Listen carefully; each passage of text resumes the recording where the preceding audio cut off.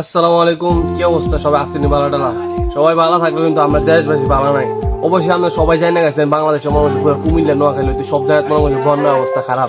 তো দীর্ঘদিন মনে করেন যে আমরা রোজের দিয়ে আছি, তো আমরা মনে তো অনেক ভালো তো কষ্টের মুহূর্তে যে রোজের দেয়া হয় আমরা খুব আনন্দিত, কিন্তু আমরা আনন্দিত হইলেও লাভ হইতো না। খারাপ অবস্থা থেকে আর কুমিল্লা তারা এমনকি নোয়াখালী তারা, বিশেষ করে আমরা কুমিল্লার যে মানুষগুলো আছে বরিশালের এই দিকে মানুষগুলো খুব খারাপ অবস্থা। তো আমরা কি করলাম, ছোট ভাই বড় ভাই সবাই উদ্যোগে নিজের উদ্যোগে যা পারি আমরা নিজ এলাকা থেকে যে কিছু বা বড় ভাই বা প্রবাসী যারা বড় ভাই ব্যবসা যারা আছে সবাই উদ্যোগ মধ্যে আমরা কিছু টাকা পয়সা মানে কালেকশন করতেছি। মানে সবাই পক্ষ থেকে আপনি এটা ভাববেন না যে এগুলো দিয়ে কি হবো, মানে আপনি নিজ এলাকা থেকে নিজ জায়গা থেকে জাস্ট একটু করে উপকার করেন, সবাই একটু সাহায্যে আমাদের মানে কুমিল্লার মানুষগুলা এবং সামনে দিয়ে খাওয়া দাওয়ার ব্যবস্থা হইব। তো এইটা ভাববে মনে করেন আমরা সবাই মিল্লা মনে করেন যে আস্তে ধীরে হালকা পাতলা একটু কালেকশনের ব্যবস্থা করছি। তো এই ছিল ভিডিওটি, সামনের দিন আমরা দেখাইতেছি যে কেমনি আমরা কিতা করতেছি বা কি হয়, তো সাথেই থাকুন।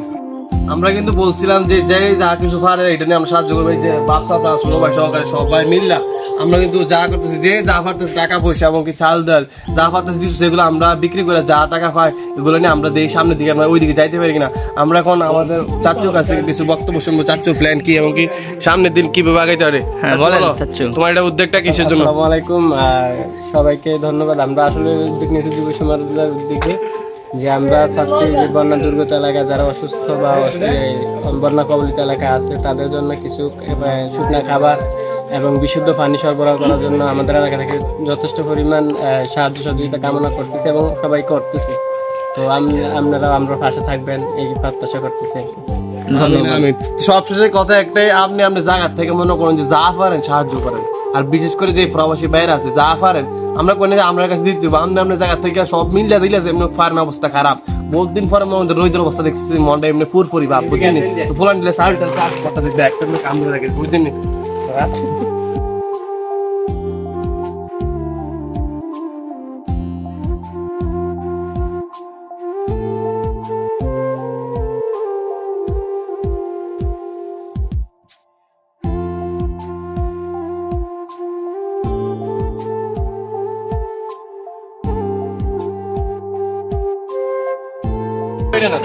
বিশেষ করে আমাদের এলাকার অবস্থা খুবই খারাপ, আর কয়েকদিন মনে করেন যে বৃষ্টি ফলে অবস্থা পুরো টাইট হয়ে যেত, মোটামুটি আমাকে চলতেছে।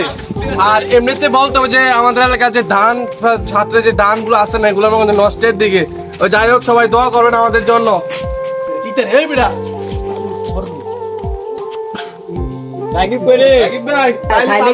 সাল বেশি আর কি